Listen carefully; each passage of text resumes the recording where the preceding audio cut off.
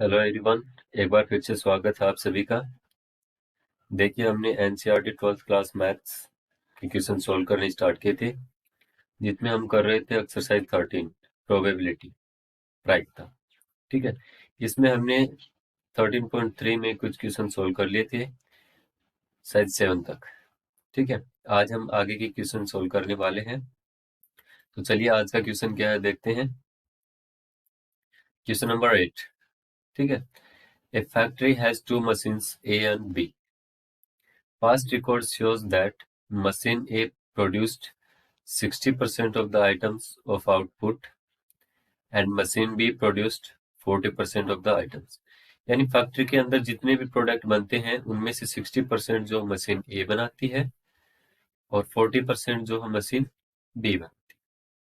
ठीक है, फिर कह रहा है further 20% of the items produced by machine A and 1% produced by machine B were defective। अब मशीन ए जितनी बना रही है उसमें से 2% खराब है, डिफेक्टिव है, और मशीन बी जो बना रही है उसमें से 1% खराब है।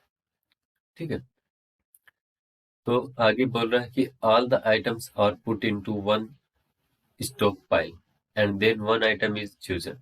सभी को एक ढेर के अंदर रखा जाता है और उनमें से एक आइटम रेंडमली चूज कर लिया जाता है and is found to be defective. और जो आइटम चूज किया जाता है वो देखा जाता है कि क्या है, डिफेक्टिव है यानी खराब है।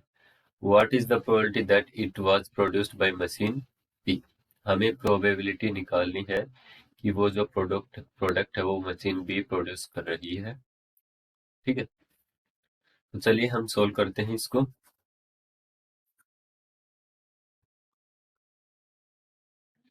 देखिए, गिवन है फाउंड टू बी डिफेक्टिव।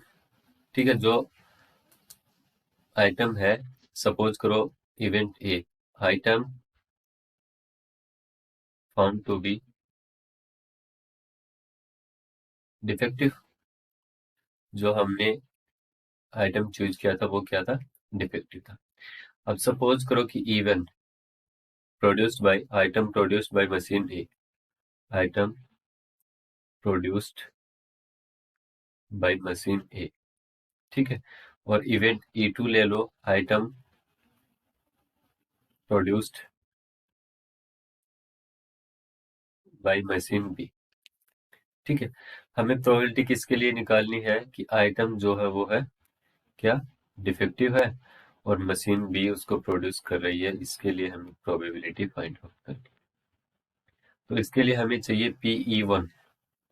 ठीक है, अब E1 यानी मशीन ए जो है वो कितने आइटम, कितने परसेंट, 60% आइटम प्रोड्यूस कर रही है, तो इसकी प्रोबेबिलिटी हो जाएगी 0.6। फिर पीई टू के लिए यानी मशीन कितना, 40% बी कर रही है, तो ये हो जाएगा 40% यानी 0.4।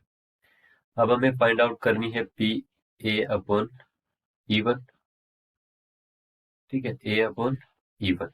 अब ए अपॉन ई1 यानी आइटम मशीन ए द्वारा प्रोड्यूस किया गया है और उसके डिफेक्टिव होने की प्रोबेबिलिटी कितनी है, 2%।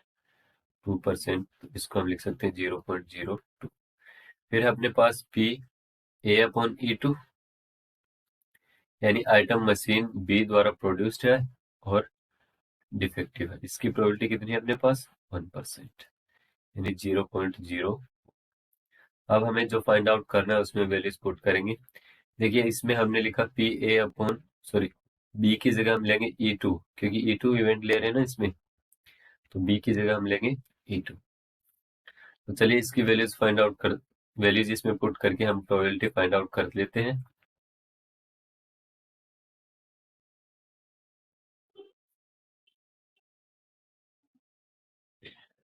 तो हमें फाइंड आउट करना है PE2 अपॉन ए। तो ये होगा PE2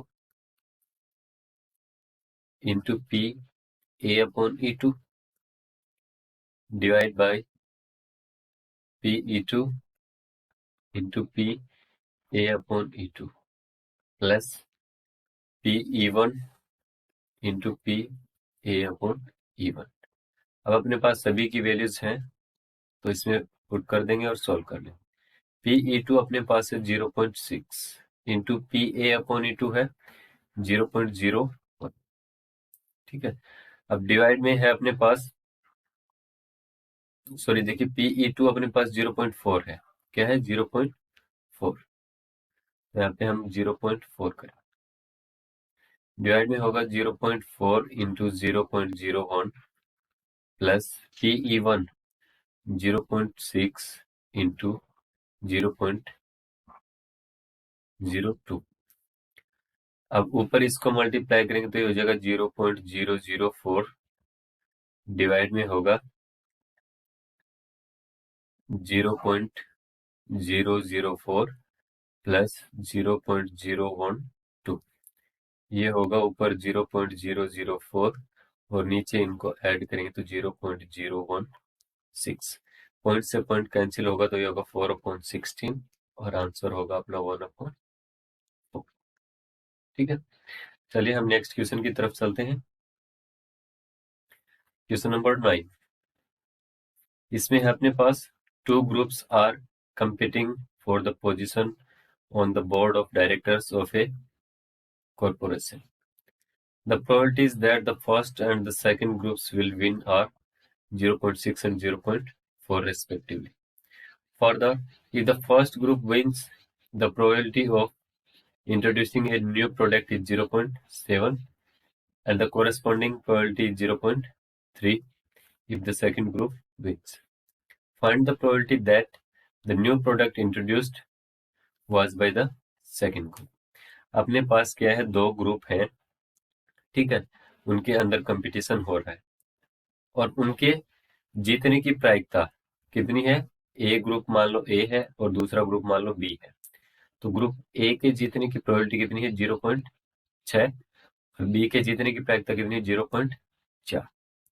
ठीक है, अब दोनों में से कोई एक ग्रुप जीतता है तो क्या होता है कि कोई नया प्रोडक्ट प्रोड्यूस होता है, इंट्रोड्यूस किया जाता है, कोई नया प्रोडक्ट इंट्रोड्यूस किया जाता है।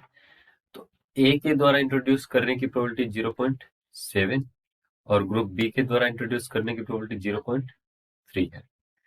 ठीक है, तो हमें प्रोबेबिलिटी निकालनी है कि गिवन है कि नया जो प्रोडक्ट है वो इंट्रोड्यूस हुआ है, तो इसकी क्या प्रोबेबिलिटी कि उसको सेकंड ग्रुप ने प्रोड्यूस किया है। ठीक है, तो हम सपोज करेंगे event A, new product introduced. ठीक है, इवेंट E1 लेंगे, ग्रुप 1 या फिर ए ले सकते हैं, group A is win, group A wins. ठीक है, हम क्या लेंगे? ग्रुप ए विंस और E2 हम लेंगे ग्रुप बी विंस। तो अपने पास PE1 पहले ग्रुप के जीतने की प्रोबेबिलिटी कितनी? 0.6। फिर PE2 दूसरे ग्रुप के जीतने की प्रोबेबिलिटी कितनी? 0.4। ठीक है, हमें जो प्रोबेबिलिटी फाइंड आउट करनी है वो क्या है? P नया प्रोडक्ट इंट्रोड्यूस होगा, ये गिवन है, और ग्रुप सेकंड जो है इसको इंट्रोड्यूस करेगा, इसकी क्या प्रोबेबिलिटी है। तो अपने पास फाइंड आउट करना PE2/E। तो इसके लिए हमें चाहिएगा PA/E1। इसका मतलब ग्रुप फर्स्ट जीत रहा है तो उसके द्वारा नया जो आइटम है, जो प्रोडक्ट है वो प्रोड्यूस करने की प्रोबेबिलिटी, इंट्रोड्यूस करने की प्रोबेबिलिटी कितनी है? 0.6। फिर PA/E2 सेकंड ग्रुप जीत रहा है और उसके द्वारा नया प्रोडक्ट इंट्रोड्यूस करने की प्रोबेबिलिटी कितनी है? 0.3। ये वैल्यूज हम यूज करके इसकी वैल्यू फाइंड आउट कर लेंगे। तो इसके लिए क्या होगा?